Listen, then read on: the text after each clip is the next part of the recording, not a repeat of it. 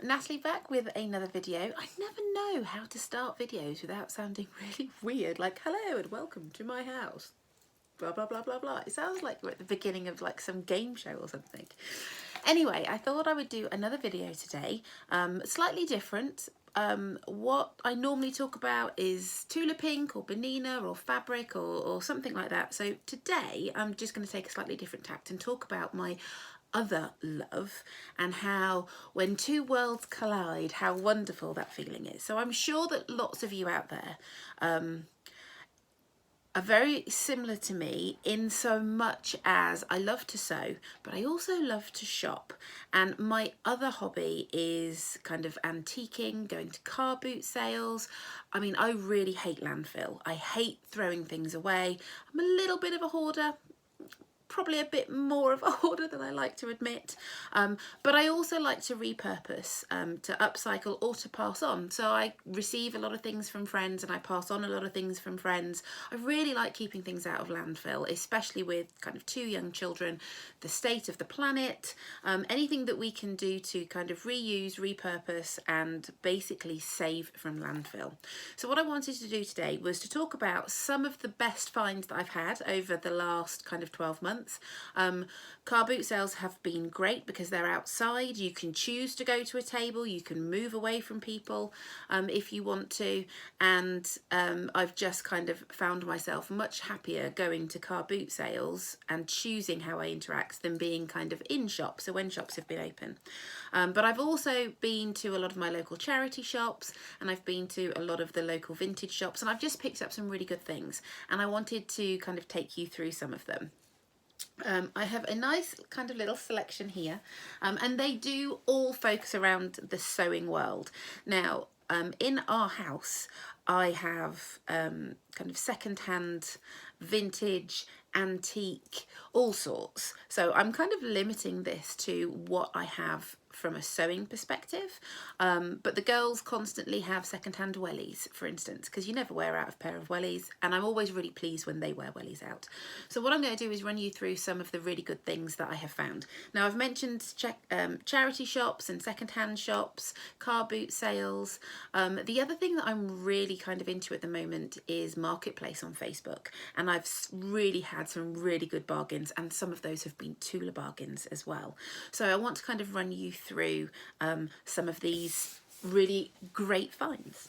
So my first find, and I was so excited. Now, if you're a Tula Pink enthusiast, as I am and often talk about, trying to find some of her out of print fabrics is difficult. Now, in some of my other videos I've talked about the La Paz quilt, which I can never pronounce, but it's going to be my Tula statement kind of quilt, and I'm trying to use all of my Tula fabrics.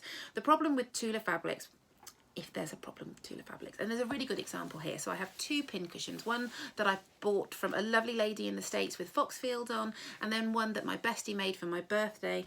In fact, she's even embroidered the back for me as a birthday present, which is homemade. The problem with their fabrics is that now a lot of Tula's fabrics kind of coordinate, but historically they didn't always have the same kind of palette. So you'll see that the turquoise is much brighter, much darker, more black in this one. And so sometimes I will buy, because I have this fabric myself, I'll buy the fabric, but I don't necessarily have all of the supporting fabrics that go with it. So when I see something in the palettes that I like, which is the kind of corals, the pinks, the turquoises, I'm going to snap it up. Also, a lot of her fabrics that I like, things like Spirit Animal, have black backgrounds, and there aren't very many black backgrounds. I mean, there was a few in obviously Line Works, but that's black and white, not quite the same thing. And then there was the kind of black background that came in Homemade, which is lining this kind of pincushion. But I happened to be going through, I couldn't believe it when I saw it. I was happening to flick through Marketplace, and I put in fabric, and I live in a village in Northampton, and there was a lady in the next village, and she'd put a big bundle of fabric on it, and I saw sticking out of the bottom this fabric, and I was like, that's meteorites. oh my God, and got very, very excited.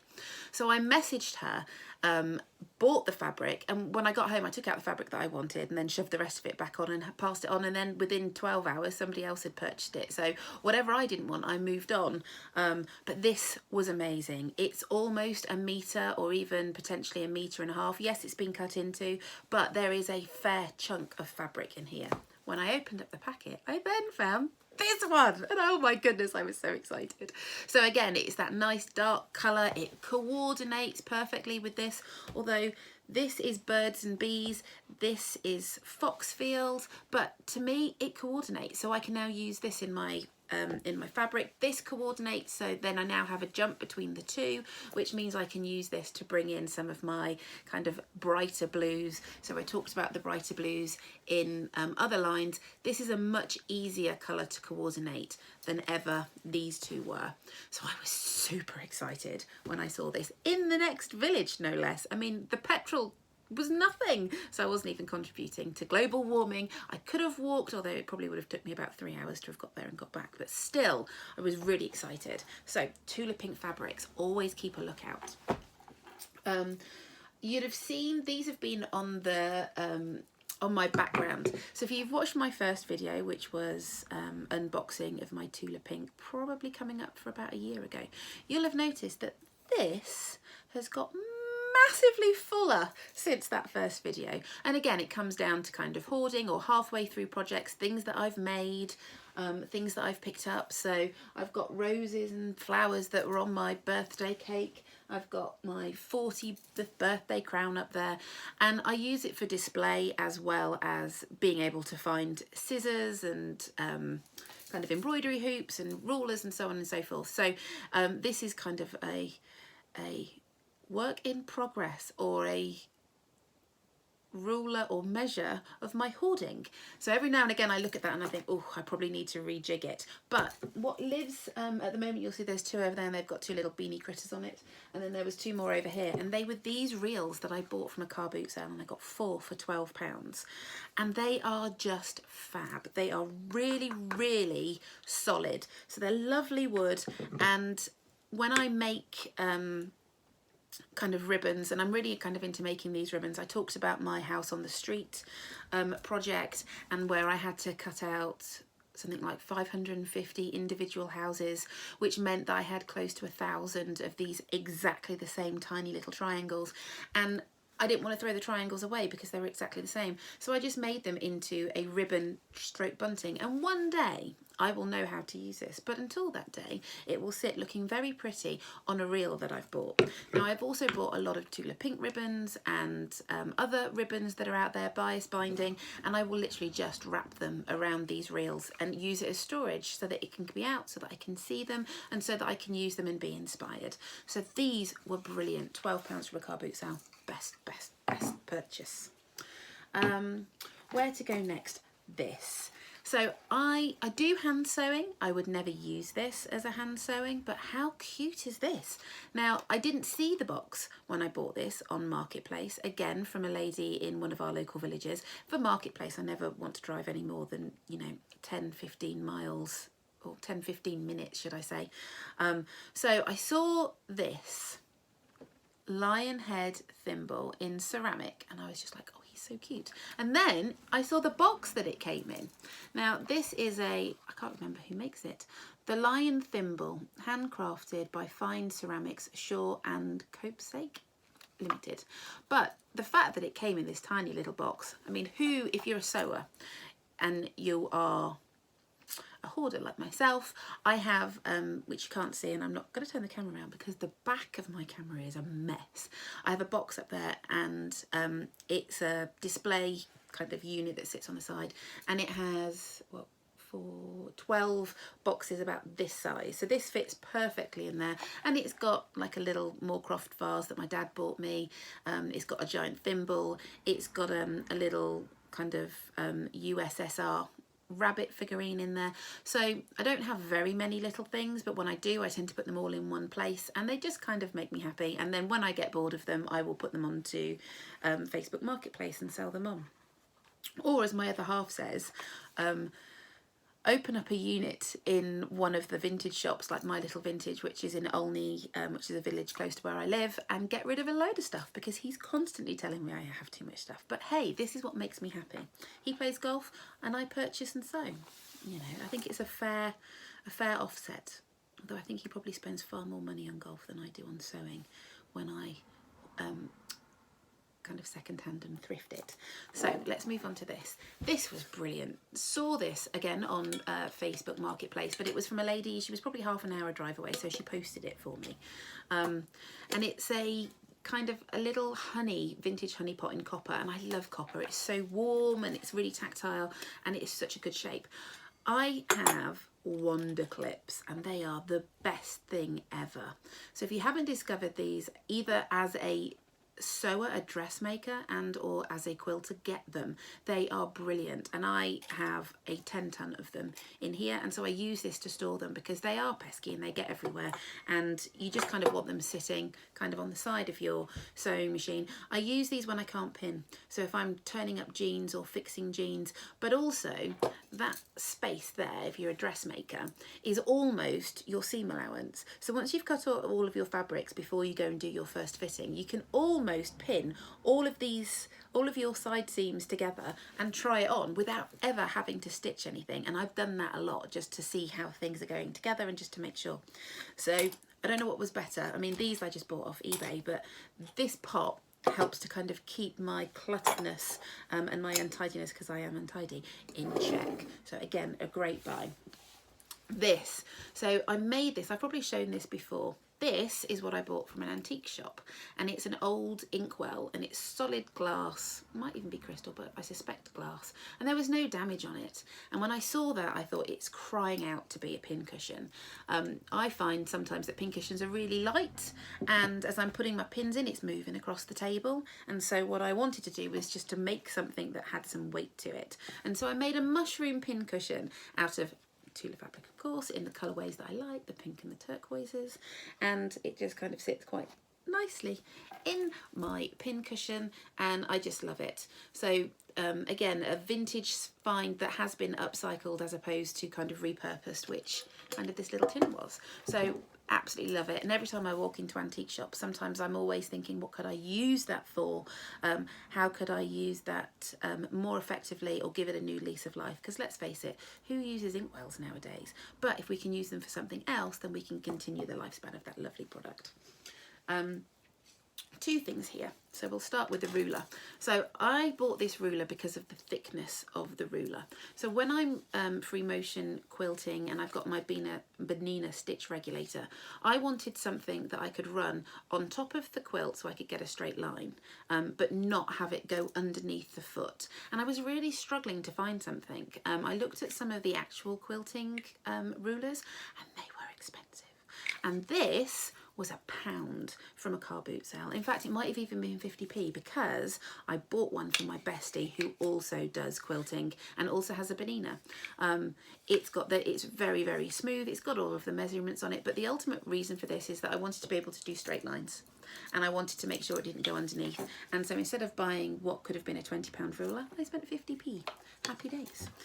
This has been a godsend. This is a loop turner, and I had no idea what this was when I bought it. So there was a lady, and I love walking around car boots, and I love it when you see kind of people of an age that are selling what they hoarded when they were my age. So, you know, I'll see, 70-year-olds, and they've just got tables full of vintage stuff. Unfortunately, it's always really sad when you see people getting rid of their sewing stuff because they've just decided, I've sewn all of my life and now I don't want to do it. Perhaps they've kind of lost the joy for it, or it's just easier, or arthritis, or whatever reason. But I was talking to the lady, and she was getting rid of all of her sewing stuff, and she explained what this was for. Now, the reason why I've loved this is that I have made masks. Let me just see if you can see it. So big loop at one end, long thin, and then an itty bitty tiny little hook. Unfortunately, the light is killing that, but I think you can see it. There you go. Tiny little hook. When I've been making masks, you know the piece when you have to thread your elastic? Oh my goodness, if it's too baggy, it's really difficult. And yes, you know, getting a safety pin is great, but getting one of these is even better. So all I've done is I've literally just pushed that through, grabbed the elastic and pulled it. I mean, it has been the speediest, and I had made 2 masks before I remembered that I had this, and every single mask afterwards has been so much better because it's been the most faffy, annoying thing to thread. And I have used this quite a lot when turning tiny little kind of Rolo kind of loopholes, etc. And I think this was like 10p. I mean, 10p, it's kind of criminal, but you know, those things are out there and I see these all of the time, and a lot of people don't necessarily know what they are, but if you ask the person on there that's selling it, typically they'll probably know. So these were not cheap. Oh my god, but they are gorgeous. They kind of look like a bird. It looks like a bird eye and a massive beak. I bought these for my 40th birthday because my other half took me to an antiques place in called Helmswell. It's massive. It's kind of just north of Newark in England, and we were walking around and he saw these and he was like, those are funny looking scissors. And I said, oh, they are Tailor scissors, and they've got a flat bottom down the bottom, and you'll notice that when you open them, they're designed so that they can kind of run along a table, so you're cutting out lots of kind of straight fabric. So it's designed to be able to, it's why you have a flat back at the bottom. But these are made by Wilkinson's and Sons, which, if you know Wilkinson's, it's like Wilkinson sword and all of that kind of steel and steel works and anything kind of sharp and deadly. It's when you look at these scissors that you realise that the jump from sword makers to scissor makers was quite apparent. These feel brilliant in your hand. Honestly, if anybody ever broke into our house, you know, you could grab a knife, but I think I might just have to grab a pair of these because they just feel so, you can absolutely see how kind of parry and all of those kinds of things. Not that anybody ever would break into my house, and not that you ever think about the emergency situation, what would you do, where would you run to, but they are just so gorgeous. They're so tactile, and I have found a shop that's going to sharpen them for me so that I can then continue to use them. But to be fair, they just sit on my wall looking gorgeous, and again, it's got those copper knobs on the side, and I saw them, I just had to have them. Anything that's history, sewing related, if I can use them again, I'm going to, and they're just gorgeous. I love these. Okay, sewing books. So I started doing YouTube because I wanted to learn, and I really like the tutorials that I was seeing, and I also like having YouTube on just for these type of videos, the kind of chats and getting ideas and inspirations and listening to people talk about what they love. It's what I like. The other way that I kind of learn is through books, because I'm a visual learner. So when I pick up a pattern, sometimes I'll really struggle. If somebody shows it to me, I can then pick it up really quickly. And it's because I like to hear and see instructions as well as kind of read and try and fathom out. So this book, again, I bought 16 sewing books for £12 on Marketplace. This book specifically, because I have girls, was in my Amazon kind of wish list for £12 in the sale, and I bought this book and 15 others. Now I've saved maybe 2 or 3 of those other books because I've got a massive library which is kind of up there, and I need to not hold on to every single thing. So again, I've put those back on Marketplace, sold them on, and somebody else is getting the joy. But these are brilliant books when they have books that have kind of massive, and you'll see my daughter's already scribbled in it, patterns at the back. And you know, I'm a really big fan of buying books off Marketplace because there always seems to be a load of them. Yes, having what would you say? Yes, having patterns and all of that is great, and I buy a lot of patterns, and I'm not going to go through the patterns that I've got, although I am going to show you a pattern that I want to work on lately. But I love sewing books. In fact, I've got one up there that I've forgotten to pull out. And again, I don't edit, so apologies for this, but for you Tula Pink enthusiasts, I found this on Marketplace and it was £3. So it was a Tula Pink, one of her first ever books, and it really utilises her Paris fill line, which you just can't get for love nor money anymore. And if you've got money, it's expensive. But again, £3, and it's just the inspiration and just being able to look through and look at techniques. And she talks about how she designed the fabrics, and I like to learn the next step behind something. So if I want to make a product, if I want to make a quilt, I like to understand the pattern and how they arrived at the pattern, and then how they use the fabrics to be able to do that. So there's a much longer journey for me than just the kind of physical making. I like the research piece, which is again what I talk about in my videos. So the last piece that I wanted to show, so I tend to talk about kind of quilting and craft quilting, but I'm actually started off in dressmaking, and I'm trying to get back into dressmaking. Now this is a lovely piece of 3 meters of fabric. It's Free Spirit fabric. Again, I bought it off Marketplace, and I had this sent to me by a lady who lived in Swindon, I think it was, and I just looked at this and thought, this is going to make a beautiful summer dress, and I've got enough fabric to make summer dresses for both of my girls. This piece of fabric cost me £10, and it cost me £3 to post, so £13 in total for 3 meters of fabric, when this fabric, from any fabric from Free Spirit, tends to be £3.75 a fat quarter, and I've got what, 12 fat quarters here. So I felt perfect. When I then found this book, I then had the pattern. So now I have the patterns and I have the fabric to make some really fabulous stuff for my kids for the summer, and they'll love it, because they'll love it, the fact that mummy's made it, and they love coming in and watching me use Bluebell, which is my sewing machine. So I'm also getting them kind of involved in that creative process, because the creative process for me is not just about making, it's also about the kind of enjoyment that you can then give others. It's the enjoyment that I get myself, it's the therapy that I get kind of going through these processes, but it's also the fact that I know that my girls are going to enjoy doing this, and I'm going to enjoy kind of passing on that knowledge as it was passed on to me, and kind of keeping those things alive. And it doesn't always have to be things that are made from scratch either. It can be alterations and make, do and mend, and you know, having something kind of handed down to you, but you know, maybe that's not quite your style, so let's whip those arms off, or let's make them a shorter arm, or change the neckline. So again, you can get more life out of things, because we live in a throwaway society, and there's only so long that we can continue to throw away. So you know, hopefully through these type of kind of videos, other people get involved and excited and think, do you know what, I'm going to go and walk around my car boot sale and see if I can find some throwing things.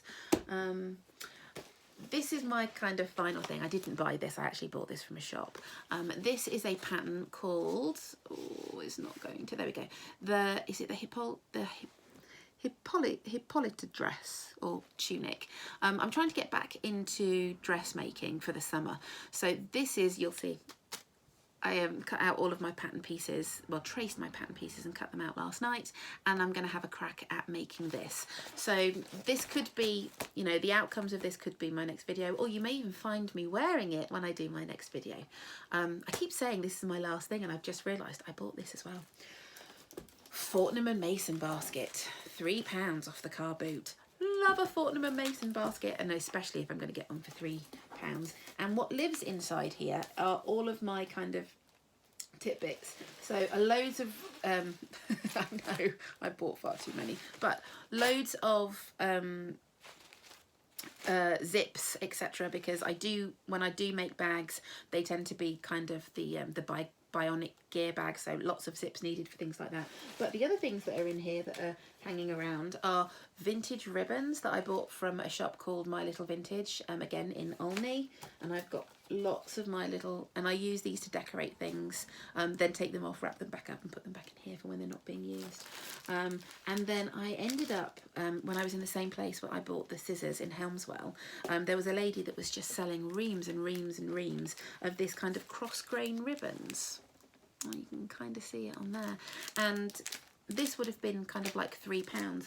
A friend of mine came over at the weekend, and we were sat out in the garden, and she'd got a dress on and it got these silly little straps, and she was a lady of ample bosom, and those straps were not going to work. And happily, while she was here, took half an hour, whipped off those straps, and then what we did was we actually used some of this cross grain ribbon to put better straps on to give her more support. And I was really pleased because she had no idea how to do it, and she was constantly complaining. She said, I think I'm not going to be able to wear this dress anymore.